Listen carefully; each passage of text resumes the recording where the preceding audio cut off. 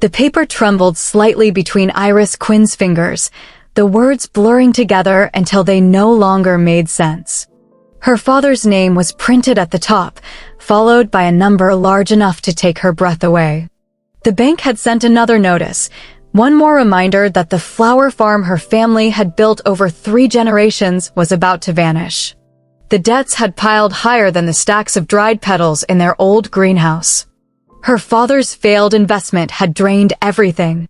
Iris sat on the small balcony of her apartment surrounded by pots overflowing with half-grown roses and wild violets. The scent of damp soil usually calmed her, but not tonight. Each bloom looked like a plea she could not answer. The hum of the city below was distant, like another world. She brushed a strand of hair from her cheek and exhaled slowly. There had to be a way to save the farm, to pay the debt, to give her father back the dignity he had lost. Scrolling through her phone, she paused at a video of a glamorous floral designer arranging orchids in a marble hall. Thousands of comments, millions of views, sponsors offering products worth more than Iris earned in a year. It struck her suddenly that people would pay for the illusion of beauty if it was dressed in the right light. Her hands were rough from pruning and replanting, but her knowledge of flowers ran deep. She could make something out of this, even if it meant playing a part. That night, she turned her cramped apartment into a tiny studio. She arranged borrowed bouquets, adjusted the lamp to mimic soft daylight, and positioned her phone between 2 stacks of books. She recorded her first video speaking calmly about the hidden language of roses, her voice steady though her heart pounded.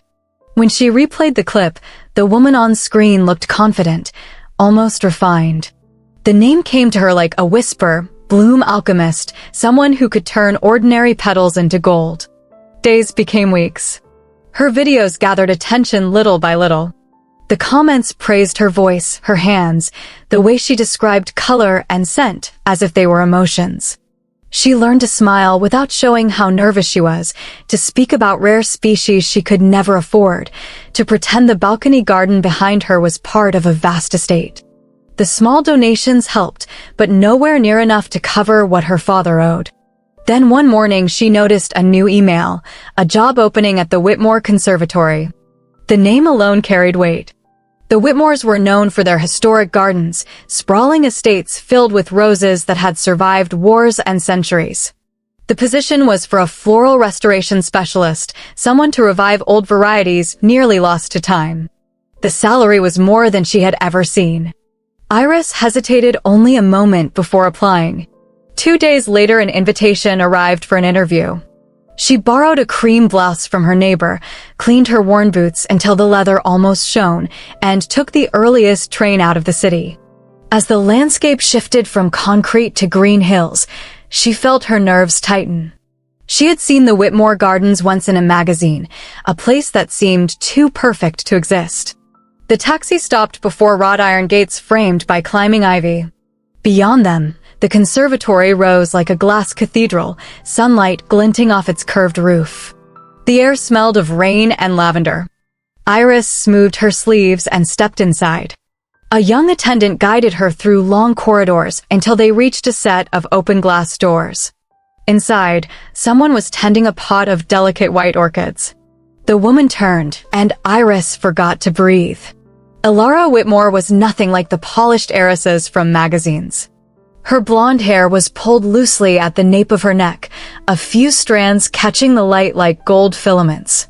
She wore rolled-up sleeves, soil staining her gloves, her eyes a shade of gray that seemed to shift with every glance. "Miss Quinn," she said, her tone calm but curious. "You're the applicant for the restoration post, correct?" Yes, Iris managed, forcing herself to stand straighter. Elara smiled faintly and motioned toward a row of roses by the window.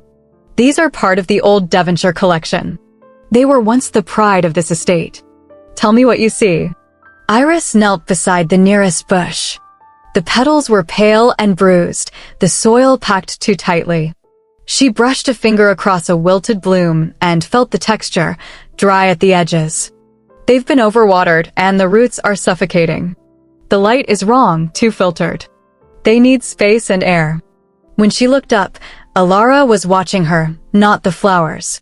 You speak as if they're people, she murmured. They almost are, Iris replied softly. They just can't tell us what they need. A quiet pause stretched between them, filled with the hum of bees outside and the faint creak of the glass roof shifting in the wind. Then Alara nodded, approval flickering in her gaze. Walk with me, she said. They passed through corridors of hanging vines and sleeping lilies. The conservatory was larger than Iris had imagined, divided into zones of color and scent, each carrying its own temperature and mood. Alara spoke of her late mother, who had built the gardens with the idea that flowers should never be displayed, only lived among. Iris listened, fascinated by how easily Alara spoke the language of botany and emotion in one breath. At the far end, they stopped beside a small pond edged with bluebells. Alara turned toward her, hands clasped behind her back. Tell me, Miss Quinn, she said quietly, if I gave you this garden, how would you bring it back to life? Iris looked across the expanse of faded blooms and cracked stone paths. She imagined the soil breathing again, the colors returning like memories. I'd start with what's already here, she said slowly. Every garden remembers what it once was. You just have to listen long enough to understand its language. Alara tilted her head, a trace of surprise crossing her face. Then she smiled, and for a heartbeat the world outside seemed to dissolve. You're hired. Iris blinked. Just like that. I trust what I see, Alara replied, her gaze holding steady. And I see someone who loves these flowers more than her own comfort. The rest of the afternoon passed in a blur. Contracts were signed, schedules discussed, and soon Iris found herself walking back down the gravel path toward the gates, the scent of jasmine trailing behind her. The sun hung low, turning the glass roof of the conservatory into a sheet of fire. She paused at the edge of the driveway, glancing back one last time. Through the glass, she caught sight of Alara again, bending over the orchids, her silhouette framed by light. Something inside Iris shifted, quiet but undeniable, like the first sprout breaking through the soil. As the wind stirred, carrying the perfume of 100 unseen blooms, she realized her life had just changed. What had begun as a desperate search for money now felt like the start of something else, something she didn't yet dare to name. She tucked the job letter into her bag, the paper still warm from her hands, and whispered to herself as she walked toward the gate, "Let's see if we can make something grow here." The gates closed behind her with a soft metallic sigh, sealing the first step of a story she had not planned to write. Somewhere inside that glass palace waited a woman who spoke to flowers as if they had souls, and Iris, despite everything she owed, found herself already thinking about the sound of her voice. The first week at the Whitmore Conservatory passed like a dream, though Iris's body felt every ache of it. She woke before sunrise, her fingers stiff from pruning and replanting, her knees sore from crouching among rows of old roses that had long forgotten how to bloom. The work was endless, but strangely satisfying. She found herself humming softly as she mixed new soil, the rhythm of the day falling into place like the turning of a wheel. Alara visited the gardens often, never simply to inspect. She brought trays of tea, light pastries, sometimes nothing at all but her quiet presence. The first time she arrived without gloves, Iris nearly dropped her shears. Alara walked the rows with bare hands, brushing the petals with the same tenderness one might reserve for fragile silk. Her scent was always faintly floral, something that clung to the air even after she left. They spoke about soil, about pollination, about the stubbornness of old roots. But the longer they worked side by side, the more their conversations drifted beyond plants. One morning, while the mist still hovered over the hedges, Alara told Iris about her mother's belief that every flower carried a memory. She said the scent of each bloom is the way it remembers the world, Alara murmured, her fingers trailing through dew. Iris found herself listening more to the softness of her voice than the words themselves. Alara laughed easily, though it was a quiet laugh, like water moving over stone. When Iris said something clumsy, she tilted her head slightly and smiled in that knowing way that made Iris's chest tighten. It wasn't flirting, not exactly, but something in between curiosity and recognition. During breaks they sat together under the glass canopy, sipping tea that Alara brewed from the conservatory's herbs. The light filtered through the leaves, painting their hands in green and gold. Alara would sometimes rest her chin on her hand and ask about Iris's past, about how she had learned to work with flowers. Iris never spoke of the debt or her father. She said only that she had grown up surrounded by soil and storms, and that flowers were the one thing that always forgave her. One afternoon, as she worked near the pond, Iris felt a shadow fall over her. She turned and saw Alara standing closer than usual. The heiress was studying the reflection of the sky in the water, her expression unreadable. "Do you ever think beauty can be a burden?" she asked softly. Iris hesitated, unsure if she meant the gardens or something deeper. "Sometimes," she answered, "but maybe that's why we try to keep it alive, to make it worth the wait." Alara's gaze flicked toward her, slow and deliberate. The air thickened between them. Then, just as suddenly, Alara smiled, and the tension melted like morning frost. She knelt beside the pond and dipped her fingers into the water, tracing small circles. The reflection shimmered, splitting the two of them into ripples of light. By the second week, Iris began to sense a rhythm between them. They spoke less when they worked, but understood more. A single look from Alara could tell her where to trim or when to stop watering. There were moments when their hands brushed as they reached for the same stem, and each touch lingered just a second too long. Neither of them mentioned it. The conservatory itself seemed to change around them. The once dull roses began to push out new shoots, the orchids stretched higher, the air filled with a faint perfume of life returning. The staff whispered that Miss Whitmore looked different lately, softer somehow. Iris pretended not to hear. Late one evening, Alara appeared at the workbench where Iris was cataloging seedlings. Her hair was still damp from the rain, a few loose strands clinging to her neck. "Come with me," she said, not waiting for an answer.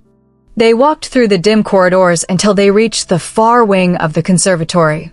Iris had never been there before. The space was lit only by scattered lanterns, their glow reflecting off the glass walls like scattered fireflies. "This," Alara said quietly, "is the moon garden. My mother designed it for night bloomers. Most people never see it open." Iris stepped closer. The garden was a sea of pale-petaled white jasmine, moonflowers, night-blooming cirusol shimmering faintly in the darkness. The scent was intoxicating, a mix of sweetness and damp earth. "It's like stepping into a dream," she whispered. Alara smiled faintly. That's exactly what she wanted it to be. A place for the things that only dare to shine when no one's watching. They moved slowly between the flowers, their footsteps barely making a sound. The air was warm, heavy with fragrance. Alara stopped near a cluster of night lilies and turned toward her. "You're different from the others who worked here," she said. "You don't treat these plants like property."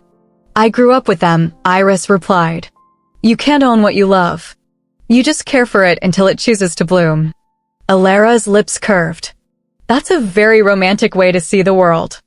"Maybe it's the only way it makes sense," Iris said quietly. Something flickered in Alara's expression, something unguarded. She reached out, brushing a petal that had fallen onto Iris's shoulder. Her fingers grazed skin. The touch was brief, but it sent a rush through Iris's veins. Before either of them could speak, a sharp crack echoed overhead. The wind had picked up, shaking the glass roof. Rain began to fall in sudden sheets. Alara moved instinctively, grabbing Iris's hand and pulling her toward the shelter of the greenhouse archway. They ran, laughter and thunder mixing as the storm raged outside. When they stopped, they were both breathless. Water dripped from Alara's hair onto her collar. She looked at Iris, her eyes bright and alive. "You really shouldn't be here in this weather," she said between breaths. "Neither should you," Iris answered, smiling despite herself. For a moment they just stood there, the rain hammering on the roof, the scent of wet jasmine wrapping around them. Alara reached up and brushed a stray leaf from Iris's cheek, her touch lingering longer than necessary. Her voice was barely a whisper. "You have a way of making this place feel alive again." Iris wanted to reply, but the words caught in her throat. Instead, she looked at Alara's hand, still resting against her skin, and felt the distance between them collapse into something that wasn't quite spoken. The storm passed as quickly as it had come. They stayed until the rain softened into a quiet drizzle. Alara lit a small lantern and placed it between them, its glow casting gentle shadows across her face. "When I was a child," she said, "I used to sneak out here at night to watch the flowers open. My mother caught me once and said that some beauty belongs to the dark. I never forgot that." Iris watched her, unable to look away. "You talk about her like she's still here." "In a way she is," Alara said. "Every time something blooms, I hear her again." The lantern flickered and silence filled the space. The air pulsed with a quiet tension neither of them tried to escape. Outside, the moon slipped from behind the clouds, its reflection glinting through the wet glass. Eventually Alara rose, smoothing her sleeves. "You should rest," she said softly. "Tomorrow will be another long day." Iris nodded but stayed seated, watching as Alara walked away, her silhouette framed by the lantern light. When she was gone, the garden felt strangely empty. The perfume of night flowers clung to Iris's clothes, a reminder of something that had begun to take root inside her, fragile and unstoppable. In the following days, that night hovered between them like a secret. Alara was still composed, still professional, but her glances lingered longer than before. When Iris passed her a tool, their fingers brushed again, and neither pulled away immediately. They began to share small jokes that made the others raise an eyebrow. Once, Alara caught Iris humming while trimming roses and quietly joined in, her voice low and melodic, blending perfectly with the soft rustle of leaves. Every detail of the conservatory seemed sharper now, more alive. The roses unfolded faster, the orchids stood taller, the colors seemed deeper. Iris told herself it was the new fertilizer, the better light, anything but what she truly felt. One evening, as twilight painted the sky in shades of mauve, Alara approached her with 2 cups of tea. "You work too late," she said, setting one beside Iris. "I like being here when everyone's gone," Iris admitted. "It's quieter." The flowers breathe differently after dark. Alara smiled, settling beside her. "You sound like my mother again." "I'll take that as a compliment." It was meant as one. They sipped in silence. Somewhere outside, a nightingale began to sing. Alara's shoulder brushed Iris's, a small accidental touch that neither acknowledged. Their reflections shimmered together on the glass wall opposite them, 2 blurred figures surrounded by blooming color. When Alara finally rose to leave, she hesitated. "There's a dinner this weekend," she said, her tone light but her eyes searching. "Some family friends. I'd like you to come. It's informal." "I wouldn't fit in," Iris murmured. "You underestimate yourself," Alara replied, smiling softly. "Besides, I want you there." The way she said it made Iris's pulse quicken. She nodded, not trusting herself to speak. That night Iris returned to her small apartment room on the edge of the estate. She sat by the window, listening to the rain return. The faint scent of jasmine still lingered in her hair. She closed her eyes and saw Alara again, the way she had looked beneath the lantern light, the way her fingers had trembled for a fraction of a second before pulling away. The world outside was full of noise, but inside her chest something quiet and bright was blooming. She didn't name it. Not yet. Some flowers, she thought, only opened when the night was deep enough. The summer air had grown heavier, carrying the scent of lilies and unspoken things. The conservatory seemed brighter, but the brightness felt fragile, like glass about to crack. Iris worked longer hours, often alone, her thoughts circling the same worry that haunted her each night. The letters from the bank had not stopped. Her father's debts were coming due sooner than she had hoped. Every call from home made her heart tighten. She hid it well, but Alara noticed the faint tiredness in her eyes, the way her hands trembled slightly when she thought no one was watching. Alara had started inviting her to small dinners in the manor, always insisting they were casual. Yet every evening felt anything but. The long table glowed with candlelight, the scent of herbs filling the air. Ilara's laughter carried softly between courses, and Iris often found herself watching her lips more than listening to the conversation. The line between admiration and longing blurred a little more each time. One evening, after most guests had gone, Ilara walked her to the garden path. The moonlight turned her hair silver. "You look like you're trying to solve a problem you don't want anyone to know about," she said quietly. Iris forced a smile. "Just tired." Ilara studied her as if weighing whether to push further. "You can talk to me, she said. About anything." The warmth in her voice almost broke Iris's resolve, but pride kept her silent. She thanked her softly and changed the subject. The next morning, Tess's message arrived. It was short and sharp. "The bank gave your father 30 days. Iris's pulse stumbled. She had been expecting this, but the reality still hit hard. She needed money, quickly, more than her salary could provide. That afternoon, she received an email from a luxury floral brand that had seen her Bloom Alchemist videos. They offered a generous sponsorship in exchange for using footage of her estate work at Whitmore Conservatory. All she had to do was approve a script pretending she was designing the gardens herself. Iris stared at the screen. It was wrong. Yet the thought of her father losing the farm pressed against her chest like a weight.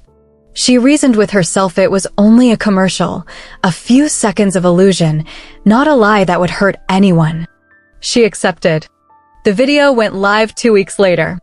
It spread quickly, shared across platforms with captions praising the mysterious Bloom Alchemist of Whitmore. Donations poured in. Iris's father called that night, his voice lighter than it had been in months. "We can pay the first part," he said. "You did it, sweetheart." She smiled into the phone, pretending not to feel the guilt curling inside her. But the illusion did not stay hidden. Evan Whitmore found out first. He arrived at the conservatory without warning, his usual polite smile replaced by something colder. "You've been busy," he said, placing his tablet on the workbench. The screen showed the ad, her image against the familiar glass walls of the estate. His tone was calm, but every word struck like a hammer. "You used our name, our property, without consent." Iris froze. Her breath caught as she tried to explain, but nothing she said sounded right. Evan listened, arms crossed, expression unreadable. "Do you realize what this could do to us?" he asked. "Our reputation depends on trust." Ilara appeared then, drawn by the raised voices. Her gaze moved from Iris to the tablet. The silence that followed felt endless. "Evan," she said finally, her voice steady. "Leave us." He hesitated but obeyed. When the door closed, Ilara looked back at Iris. "Tell me it isn't what it looks like." "It was for my father," Iris whispered. "He's drowning in debt." "I didn't mean to." Ilara's expression softened and then hardened again, caught between empathy and disappointment. "You should have told me," she said. "I could have helped you legally. Instead, you built a lie around the truth." Iris tried to speak, but the words tangled. "I thought if I asked for help, you'd see me as someone I care about," Ilara interrupted gently. "You already are that." The confession hung in the air, trembling like a fragile bloom. Iris felt tears sting her eyes, but before she could respond, Evan's voice echoed from the hall, calling Ilara to a board meeting. Duty pulled her away. That night Iris stayed in the conservatory long after everyone left. The moonlight spilled through the glass, silvering the petals she had planted with Ilara. Each flower felt like a witness to her failure. She packed her tools into a small canvas bag, her movements slow and deliberate. The contract, the lie, the debt, they all pressed together until she could hardly breathe. Before dawn, she left a letter on Ilara's desk. She wrote that she was grateful, that she would resign quietly, that she hoped the gardens would keep blooming without her. She didn't sign her full name, only the initials IQ. She walked out before the sun rose, the gravel crunching beneath her boots sounding like the closing of a door she had never wanted to shut. The city felt colder when she returned. She stayed with Tess for a few days, trying to find work. Every flower she touched reminded her of the conservatory, of Alara's calm voice, of the way light fell on her hair. Tess watched her silently for a while before saying, "You can't hide from what you love, Iris." Not forever. Iris wanted to believe that, but she had seen what love could cost. She buried herself in the community garden downtown, tending rows of neglected marigolds and dahlias. The children who came to help called her Miss Iris and handed her tools with muddy hands. Their laughter filled the empty spaces in her chest, but at night, the silence returned. A month passed before she saw the news article. Whitmore Conservatory under review after sponsorship scandal. Her stomach dropped. The company had leaked emails implying the Whitmores were aware of the deal. Reporters were circling. Evan's name was mentioned, and Alara's face appeared in the photo beside hers. The headline twisted everything. She turned off her phone, but her mind refused to quiet. She imagined Alara sitting behind her desk, calm on the outside, burning on the inside. The thought was unbearable. Tess found her pacing the small greenhouse. "Go talk to her," she said simply. "Before you let this destroy both of you." Iris shook her head. "She's better off without me." "Then at least tell her that in person," Tess replied. The next morning Iris stood at the edge of the city bus station, a small bag over her shoulder, the scent of roses clinging to her sleeves. She wasn't sure if she was ready to face Alara again, but the thought of doing nothing hurt worse. She boarded the bus, her reflection flickering in the window as the city blurred behind her. The road back to Whitmore was lined with wildflowers. Their colors were faded from heat, but they still leaned toward the sun, stubborn and alive. Iris closed her eyes and breathed in deeply. Whatever waited ahead, she knew she couldn't keep running from the truth. The lies had withered like unwatered petals, and now only honesty could make anything grow again. The bus slowed as it climbed the last turn toward the Whitmore estate. The morning fog lingered above the valley, blurring the glass roofs of the conservatory in the distance. Iris pressed her palms against her knees to steady them. Her heart thudded with a rhythm that was neither fear nor courage, but something restless in between. She hadn't planned what she would say. All she knew was that silence had already done enough damage. When she reached the gates, the guards hesitated, unsure whether to let her through. Her name had likely been removed from the staff list weeks ago. Before she could explain, a familiar voice cut through the air. "Let her in," Alara said. She stood on the gravel path beyond, coat unbuttoned, eyes unreadable. Iris stepped forward slowly. The air between them felt dense, heavy with everything unsaid. "I came to," she began, but Alara raised a hand. "Walk with me." They crossed the gardens in silence. The once thriving roses looked wilted, their leaves curled from neglect. The fountains had stopped running. Even the air felt drier. It was as if the place itself mirrored the distance between them. Finally, near the pond, Alara stopped. "It's worse than you think," she said quietly. "The scandal reached the board. Donors are pulling out. My brother is furious. Reporters are outside the gates every morning." Iris's throat tightened. "I never meant to cause that." "I know," Alara said. "But intentions don't undo consequences." The calmness in her tone hurt more than anger would have. Iris clasped her hands together, searching for words. "Tell me what to do. I'll fix it." Alara turned to face her fully for the first time. "Can you bring back trust?" she asked. "Can you erase a lie once it's been planted?" The question hung between them, sharp and cold. Iris looked down at the cracked stone beneath her boots. "No," she whispered. "But I can tell the truth. Every part of it." For a moment Alara said nothing. Then she exhaled, long and slow, as if releasing something she had been holding for too long. "Then tell it," she said. "Not just to me. To everyone." That afternoon they sat in the small study near the west wing, a space filled with old books and the faint scent of dried lavender. Evan joined them reluctantly, still guarded but curious. Iris explained everything, from the first video she made to the moment she accepted the sponsorship. She didn't spare herself or try to soften the details. When she finished, the room was silent except for the ticking of a clock. Evan rubbed his forehead. You realize how much this complicates things. Alara's voice was steady. We can rebuild, but we'll do it our way. She turned to Iris. We'll start again with transparency. If the world wants to see who we are, we'll show them. No illusions. And so, the project began. They called it Roots of Truth, a public restoration of the conservatory, documented from the ground up. Every decision, every cost, every mistake would be shared openly. Iris would lead the horticultural work, Alara would oversee the creative direction, and Evan would handle legalities. Tess offered to manage the media, promising to keep the narrative honest. The first video was filmed a week later. The sky was overcast, the air cool enough to make Iris's breath visible. She stood in front of the camera wearing her old work clothes, her hair tied loosely. Alara held the microphone, watching silently as Iris began to speak.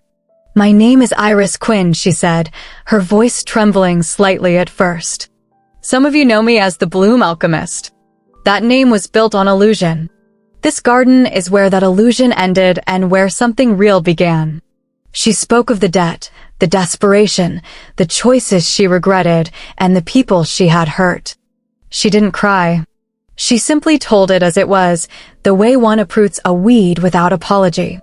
When she finished, Alara lowered the microphone but didn't speak. Instead, she reached out and squeezed Iris's shoulder, a quiet acknowledgement that words were sometimes enough. The video went live the next morning. Within hours, it spread. The reaction was split. Some praised her honesty, others accused her of manipulating sympathy. But amidst the noise, donations began to appear again, this time to the conservatory itself. Volunteers offered help. Former critics admitted respect. Slowly, the tide began to turn. Days grew into weeks. The estate came alive again. Workers returned, repainting fences and restoring the irrigation systems. Iris led the team with a quiet determination that surprised even herself. She spent hours replanting roses, her hands covered in soil and scratches. Alara joined her often, rolling up her sleeves without hesitation. They worked side by side as if the past months had been nothing but a long pause. Sometimes they didn't speak at all, and yet the silence between them was no longer sharp. It felt like the space before a melody returns, soft and waiting. One evening, as the sun dipped low and painted the glass walls gold, Alara appeared with 2 glasses of wine. You've rebuilt half this garden already, she said. Even the night lilies are starting to bloom again. They just needed light, Iris replied. So did we, Alara said quietly. They stood in the fading light, the reflection of the pond turning amber. Iris wanted to say how sorry she still was, how grateful, how undeserving. But Alara spoke first. I never told you this, she said, but when my mother died, I stopped coming here. I couldn't bear to see what she left behind. When you arrived, I thought I was hiring someone to fix flowers. I didn't realize you'd make me remember how to love them again. Iris looked at her, the words catching in her throat. You deserved honesty from me. Alara's hand brushed hers. And now I have it. They stayed that way until the lanterns began to glow along the pathways. The soft hum of insects filled the air. When Alara finally turned toward the greenhouse, she glanced back with a faint smile. Don't stay too late, she said. But Iris did. She sat on the edge of the fountain, watching the stars reflect on the surface of the water. For the first time since everything had fallen apart, she felt something calm inside her, not the absence of guilt, but the presence of peace. The next few weeks passed in a blur of color and sound. Visitors returned, curious to see the progress. Children ran through the paths with laughter echoing across the glass halls. The conservatory began to breathe again. The scent of new blooms replaced the musty stillness that had once clung to every wall. Tess came by with updates about the public response. They're calling you the gardener who told the truth, she said. Imagine that. Iris smiled, wiping her hands on her apron. It's a start. But not everyone was ready to forgive so easily. A journalist visited, pressing questions about whether Iris and Alara's partnership was strategic. Iris handled it calmly, stating that rebuilding trust required openness, not performance. The article that followed was fair, surprisingly gentle. Through it all, Alara remained steadfast. She faced donors with poise, turned skeptics into allies, and defended Iris whenever old accusations resurfaced. Evan, though still cautious, began to trust her again. "You've done more for this place than most of us," he admitted one evening. "Just don't break my sister's heart while you're at it." The words lingered long after he left. One late afternoon, the sky darkened suddenly. Rain began to fall, steady and cold. Workers ran for cover, but Iris stayed outside, determined to secure a set of fragile climbing roses. The wind whipped her hair across her face, the scent of wet earth rising around her. She didn't hear Alara approach until she felt a hand on her arm. "You'll get sick," Alara said, voice raised over the rain. "They'll drown if I leave them," Iris shouted back. Alara stepped closer, water dripping from her lashes. "Then let me help." Together they tied the stems, their fingers brushing again and again. The storm grew harsher, but neither moved away. When the last vine was safe, they stood under the awning, drenched and shivering. Alara's laugh broke through the sound of thunder, a low, genuine sound Iris hadn't heard in months. "You always make a mess of yourself for things that grow," Alara teased. "It's the only way they survive," Iris said softly. Alara's gaze lingered, her expression softening. "And maybe it's the only way love survives too." For a heartbeat, the world narrowed to the rhythm of the rain and the warmth of her voice. Iris wanted to speak, but the words melted into silence. Alara reached up, tucking a strand of wet hair behind her ear. Her touch was gentle, steady. When the storm finally eased, the sky opened into a clear wash of pale light. The garden shimmered, every petal glittering with drops of silver. Alara looked around and smiled. "They'll live," she said. "They always do," Iris replied. That night, the conservatory glowed brighter than it had in years. The truth, though painful, had rooted itself into something unshakable. And as Iris walked the quiet paths before dawn, she realized that honesty, once planted, was the only thing that truly bloomed without end. By the time autumn returned, the Whitmore Conservatory was almost unrecognizable. The glass roofs had been cleaned until they gleamed, the walkways restored, the air once again filled with the scent of living things. Visitors arrived daily, walking through the corridors that now thrived with color. Roses climbed the arches again, lilies floated on still ponds, and the sound of bees echoed like soft music under the glass domes. The place was alive, and so was Iris. Every morning she moved through the gardens with a quiet joy that had nothing to do with reputation or redemption. The soil no longer felt like a burden but a promise. Her name, once whispered in scandal, was now spoken with respect. The media had changed their tone after the Roots of Truth project succeeded beyond expectation. What began as damage control had grown into something larger, something honest that reached people far beyond the estate walls. The conservatory started hosting weekly workshops for students and hobbyists. Families came to learn how to care for flowers, and volunteers helped maintain the grounds. It became more than a monument to heritage. It became a sanctuary for renewal. Alara called it a garden that forgives. One afternoon, as sunlight filtered through the vines, Evan arrived with a smile that looked almost genuine. "We did it," he said. "The board reinstated full funding. Donors are back. The family name is clean again." He extended his hand to Iris, who accepted it with a nod. "You were right about her," he added quietly to his sister. "She was worth trusting." Alara smiled, but said nothing. After he left, she turned to Iris, eyes shining with quiet amusement. "He's not good at apologies," she said. "I'll take what I can get," Iris replied, laughing softly. They stood together watching a group of children chasing butterflies near the fountain. The scene felt almost unreal, like a painting brought to life. "It's beautiful," Iris murmured. Alara's hand brushed hers lightly. "So are you," she said. The words landed softly but carried weight. Iris looked at her, the warmth in her chest deepening into something steady. Months had passed since the storm, yet their bond had only grown stronger, grounded in truth and shared purpose. The following weeks blurred into a rhythm of progress. They launched a joint company called Whitmore and Quinn Florescape, a design studio dedicated to restoring historic gardens. The office occupied a restored carriage house beside the estate.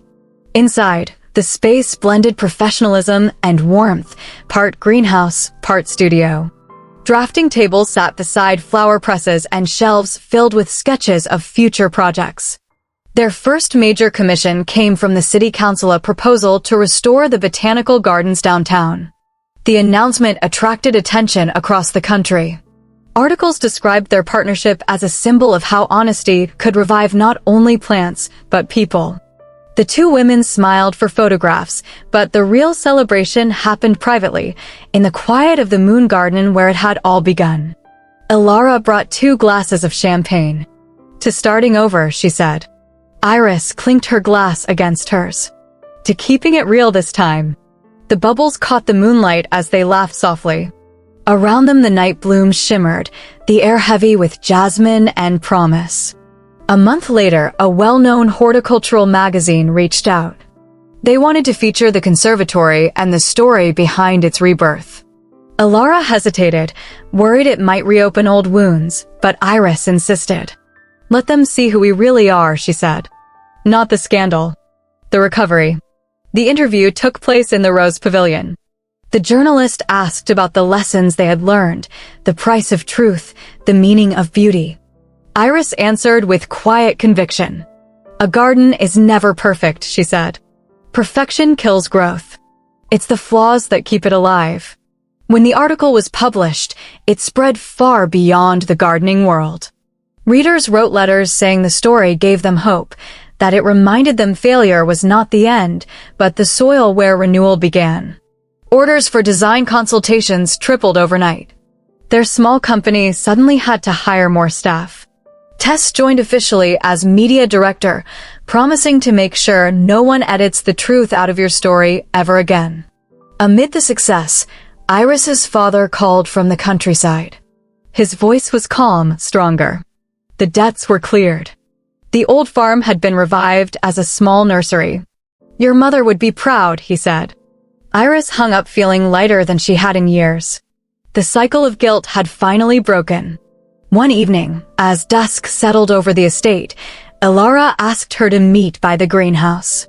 When Iris arrived, she found the entire place illuminated by dozens of floating lanterns. The air shimmered with their glow, reflections rippling across the glass walls. In the center stood a small table with a bouquet of white roses, a first variety they had revived together. Ilara stood nearby, her usual composure softened by emotion. "I wanted to show you something," she said. She reached into her pocket and pulled out a small box. "This garden survived everything because we chose honesty. I don't want to spend another season without it. Or without you." Iris froze, tears pricking her eyes as Ilara opened the box. Inside was a delicate ring shaped like a vine, gold twisting around a small pearl. "Ilara," she whispered. "Say yes," Ilara said simply. Iris nodded, her voice caught between laughter and disbelief. "Yes," she managed, then again louder. "Yes." Ilara slipped the ring onto her finger, and they kissed beneath the hanging lights. The warmth of her hands, the scent of flowers, the quiet hum of life around them, it all felt like coming home. Word of their engagement spread quickly, though neither sought attention. The following spring they married in the garden itself. The ceremony was small, intimate, surrounded by family, friends, and the countless blossoms they had nurtured. Tess stood as officiant, barely managing to keep her composure. Evan toasted to the most stubborn pair of gardeners I've ever met, earning laughter from the crowd. As vows were exchanged under the rose archway, Iris felt time fold in on itself. Every mistake, every sleepless night, every seed planted in faith had led to this moment. When Ilara spoke her promises, her voice trembled only slightly. "You taught me that beauty isn't something to control," she said. "It's something to grow with." After the ceremony, the guests wandered through the illuminated paths, their laughter mingling with music and the scent of night-blooming flowers. Elara and Iris stole away to the pond where the first honest conversation between them had taken place. The water reflected the lights like stars scattered across its surface. "We did it," Iris whispered. Elara rested her head on her shoulder. "No," she said softly. "We're still doing it. Gardens don't stop growing, and neither do we." Their company flourished. Within months, they were invited to collaborate on restoration projects abroad. Elara proposed a traveling exhibition documenting the transformation of historic gardens, blending design, ecology, and storytelling. Iris agreed, knowing it wasn't just work anymore. It was a continuation of everything they had learned: the courage to rebuild, the patience to nurture, the strength to forgive. Before leaving for their first trip, they spent one final evening in the conservatory. The air was cool and fragrant, the moon casting gentle silver across the glass. Elara held Iris's hand, tracing the faint scars left by thorns long ago. "These," she said, "are proof that you touched life deeply." Iris smiled. And it touched back. They walked together among the flowers, stopping now and then to breathe in the scent of what they had created. The sound of the wind moved softly through the leaves, almost like a voice whispering thanks. As the night deepened, Elara turned to her with a mischievous grin. "Do you realize we turned a lie into a love story?" Iris laughed. "No," she said. "We turned it into the truth." Outside, the first light of dawn began to color the horizon. The petals shimmered in pale gold, and the scent of morning filled the air. The garden that had once nearly died now bloomed with reckless abundance. It would keep growing long after they were gone, roots deep in the soil, branches reaching toward the light. Elara took her hand and whispered, "Ready for the next season?" "Always," Iris replied. They stepped into the sunlight together, the world bright and waiting, their story still unfolding like a field of flowers after rain. And that was the story of Iris and Elara, two women who found more than redemption among the flowers. What began as desperation and deceit turned into a journey of truth, patience, and love. Together they rebuilt not only a forgotten garden, but also themselves, proving that beauty is never about perfection. It's about growth, forgiveness, and the courage to begin again. Every petal they touched became a symbol of resilience. Every storm they endured a reminder that even fragile things can survive when tended with care. From ruin to revival, their love bloomed in honesty and light, teaching us that the heart, like the earth, always knows how to heal if we let it. If this story touched you, share it with someone who believes that love can take root anywhere. Don't forget to like, comment, and subscribe for more heartfelt stories of women finding strength, passion, and second chances. Thank you for watching She and She, where every tale reminds us that love, real, imperfect, and brave, will always find its way to bloom again.